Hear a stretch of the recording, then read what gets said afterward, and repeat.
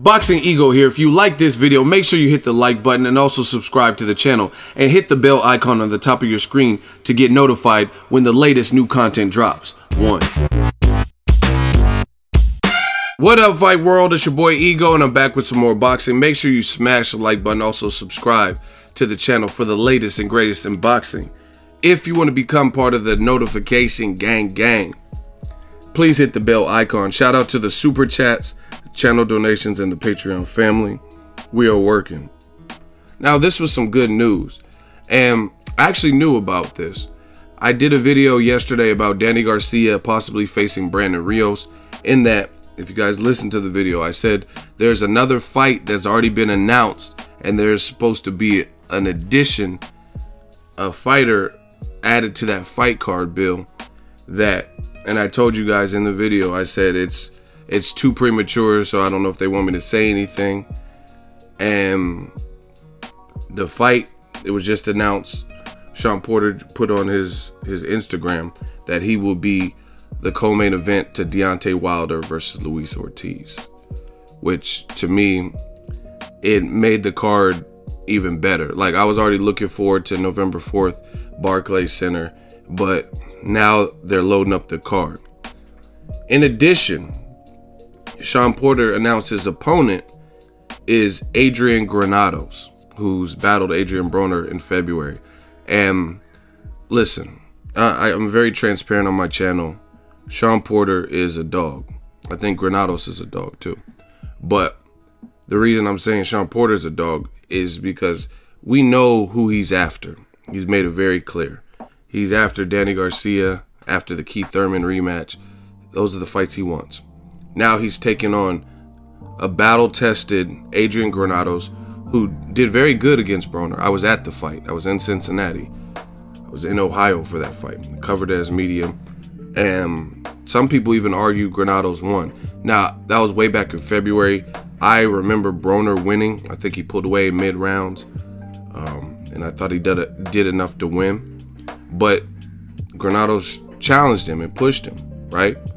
And to me, this is a risky fight. Not saying Shawn Porter would lose, but I'm just saying, like, if you know you're going, like, bottom line is this: Shawn Porter could easily, I heard he's very good with his money and stuff. He could easily sit out like Keith Thurman's doing for the rest of the year, right? And just be on the sidelines and just wait and play the waiting game. But he's taken on a game foe, so I have no choice but to respect that, because Granados is the type of person, he's kind of like a Felix Diaz, and they actually fought before, Granados and Felix Diaz. When Terrence Crawford fought Felix Diaz, that was supposed to be a good fight on paper. Crawford did make it look easy, but Diaz is not a guy you really want to fight if you don't have to. You know what I mean? Because he can't play spoiler. He did with Sammy Vasquez. And I think Granados has a ton of heart, and he comes to bring it despite the outcome. You know what I mean? Nobody was really picking him to beat Amir Imam, and then he stopped Amir Imam. And Paulie Malignaggi, during the build-up for Mayweather-McGregor, was saying how Amir Imam has oh my god power. Yeah, and he did drop Granados. But I think this is a good fight. Shawn Porter versus Adrian Granados. Shawn Porter likes to stay active and stay ready, so when he does get those bigger fights with the Danny Garcias and the Thurmans or whoever else, that he's ready. And speaking of Mayweather-McGregor, Shawn Porter was supposed to fight. He had like a death in the family, so there was a time of bereavement, and it just didn't pan out. But he was supposed to fight the Cuban dude that fought against Thomas Delorme, and the fight fell apart. He had to pull out.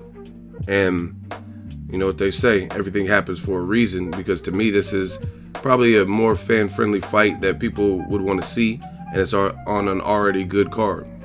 In addition to Shawn Porter versus Adrian Granados at the Barclays, and obviously the main event, Deontay Wilder, Luis Ortiz, great heavyweight action. You have an unbeaten fighter, Sergey Lipinets, who's battling for Terrence Crawford's old belt. It's the vacant IBF belt at 140. Crawford said he's moving up to 47. So we need to see who's who at 140. The Regis Prograis and Sergey Lipinets. We need to see the next crop of fighters at 140 who can be successors to what Terrence Crawford did as undisputed. So that's a solid fight. And then also the man that had to step aside to make the main event, Bermane Stiverne, is facing Dominic Breazeale. And I think he has one loss to Anthony Joshua. He got stopped in that fight. So more heavyweight action. So what y'all were saying about Al Heyman and he's the cancer Showtime, they putting on some stacked cards. I'm just gonna tell you like that. They making it work, like, just as even if you're watching it from home, but if you're in the area, they're making it more worth your while when they do this. Because I listen, I don't discriminate. A good fight is a good fight. Canelo versus Golovkin was an awesome fight. I enjoyed it, but I covered the fight as media when did the whole fight week. The undercard stunk. You know what I mean? Now one of the fights fell apart because the opponent pulled out for Jojo Diaz, but besides that, the card just wasn't stacked, and that was a pay-per-view. This is on regular Showtime, Showtime Boxing, Showtime Sports, November 4th. So I like how Al Heyman just has such a vast stable.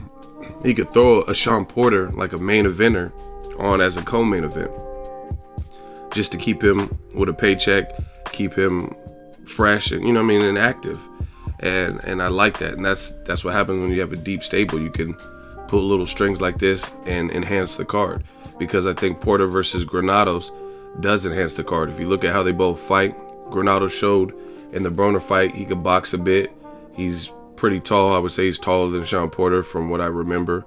I've been next to both of them. And just the styles I think will gel well. Let me know what you guys think. I'm happy at the card for this November 4th, and it just makes it more worthwhile for boxing fans. Brooklyn Boxing, Barclays Center, November 4th, and of course Deontay Wilder, Luis King Kong Ortiz. That's a who's who of the heavyweight division type of fight. In my opinion, it's better than Joshua's fight. I mean, not knocking the Pulev fight, but the one I'm checking for more is Wilder-Ortiz. So good to have Shawn Porter and Adrian Granados on the card battling each other, and we'll see who's who. But Granados, I'm happy for him too, because Granados, he's one of the, like I said, he's like one of those guys where you see what type of fights he puts up. You know he has heart. He's from a rough part of Chicago, Chirac. Shout out to my dudes out in Chicago. Hopefully they can calm the violence down. But, you know what I mean? You know he's not there to play no games. And he had a good performance versus Broner. Broner said he hurt his hand, but despite anything, it was a good performance. He beat Amir Mom, and then he's been on the shelf since February. Because I don't think guys are really just eager to fight him. He doesn't bring all the money and the accolades that you get when you fight a Canelo or a huge name. Plus the risk is there that he, you know what I mean, that he's a dog too. So I like it. Let me know your thoughts. Drop your thoughts in the comment section. Make sure you smash the like button as always. Hate, comment, and subscribe. Till next video is Ego signing off. So if you enjoyed this video and want more content like this on the channel, you can show your appreciation by going to the PayPal donate button or the YouTube support button, and you can donate any amount that you feel is equivalent to the value of this video. Much more to come. Thank you guys for your support. Boxing Ego, the future of boxing.